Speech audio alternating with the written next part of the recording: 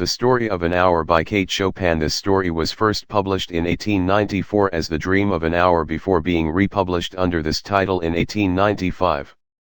We encourage students and teachers to use our The Story of an Hour study guide and Feminist Literature study guide. An illustration for The Story of an Hour by the author Kate Chopin. Karl Halso, Waiting by the Window, 1863. Knowing that Mrs. Mallard was afflicted with a heart trouble, great care was taken to break to her as gently as possible the news of her husband's death. It was her sister Josephine who told her, in broken sentences, veiled hints that revealed in half-concealing. Her husband's friend Richards was there, too, near her. It was he who had been in the newspaper office when intelligence of the railroad disaster was received, with Brentley Mallard's name leading the list of killed. He had only taken the time to assure himself of its truth by a second telegram, and had hastened to forestall any less careful, less tender friend in bearing the sad message. She did not hear the story as many women have heard the same, with a paralyzed inability to accept its significance. She wept at once, with sudden, wild abandonment, in her sister's arms. When the storm of grief had spent itself, she went away to her room alone. She would have no one follow her. There stood, facing the open window, a comfortable, roomy armchair. Into this she sank, pressed down by a physical exhaustion that haunted her body and seemed to reach into her soul. She could see in the open square before her house the tops of trees that were all aquiver with the new spring life. The delicious breath of rain was in the air. In the street below a peddler was crying his wares. The notes of a distant song which someone was singing reached her faintly, and countless sparrows were twittering in the eaves. There were patches of blue sky showing here and there through the clouds that had met and piled one above the other in the west facing her window.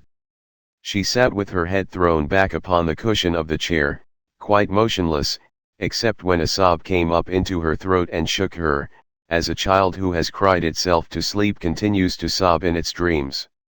She was young, with a fair, calm face, whose lines bespoke repression and even a certain strength. But now there was a dull stare in her eyes, whose gaze was fixed away off yonder on one of those patches of blue sky. It was not a glance of reflection, but rather indicated a suspension of intelligent thought. There was something coming to her and she was waiting for it, fearfully. What was it? She did not know, it was too subtle and elusive to name. But she felt it, creeping out of the sky, reaching toward her through the sounds, the scents, the color that filled the air. Now her bosom rose and fell tumultuously. She was beginning to recognize this thing that was approaching to possess her, and she was striving to beat it back with her will as powerless as her two white slender hands would have been. When she abandoned herself, a little whispered word escaped her slightly parted lips. She said it over and over under the breath, "Free, free, free." The vacant stare and the look of terror that had followed it went from her eyes. They stayed keen and bright. Her pulses beat fast, and the coursing blood warmed and relaxed every inch of her body. She did not stop to ask if it were or were not a monstrous joy that held her. A clear and exalted perception enabled her to dismiss the suggestion as trivial. She knew that she would weep again when she saw the kind, tender hands folded in death. The face that had never looked save with love upon her, fixed and grey and dead. But she saw beyond that bitter moment a long procession of years to come that would belong to her absolutely. And she opened and spread her arms out to them in welcome. There would be no one to live for during those coming years, she would live for herself. There would be no powerful will bending hers in that blind persistence with which men and women believe they have a right to impose a private will upon a fellow creature. A kind intention or a cruel intention made the act seem no less a crime as she looked upon it in that brief moment of illumination. And yet she had loved him sometimes. Often she had not. What did it matter? What could love, the unsolved mystery, count for in the face of this possession of self-assertion which she suddenly recognized as the strongest impulse of her being? Free. Body and soul free, she kept whispering. Josephine was kneeling before the closed door with her lips to the keyhole, imploring for admission. Louise, Open the door. I beg, open the door, you will make yourself ill. What are you doing, Louise? For heaven's sake, open the door. Go away. I am not making myself ill. No. She was drinking in a very elixir of life through that open window. Her fancy was running riot along those days ahead of her. Spring days, and summer days, and all sorts of days that would be her own. She breathed a quick prayer that life might be long.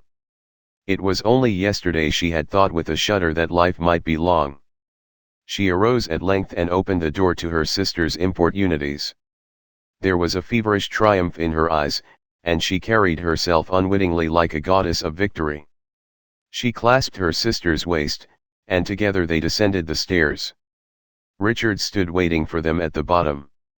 Someone was opening the front door with a latchkey. It was Brently Mallard who entered, a little travel-stained, composedly carrying his gripsack and umbrella. He had been far from the scene of the accident, and did not even know there had been one. He stood amazed at Josephine's piercing cry, at Richard's quick motion to screen him from the view of his wife.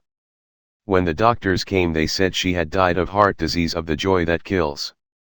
The Story of an Hour was featured as the short story of the day on Saturday, February 15, 2020. Earlier, I pointed out that this story was first published in 1894 as The Dream of an Hour before being republished in 1895 as The Story of an Hour. Having read the story, why do you suppose Kate Chopin chose to change that one word?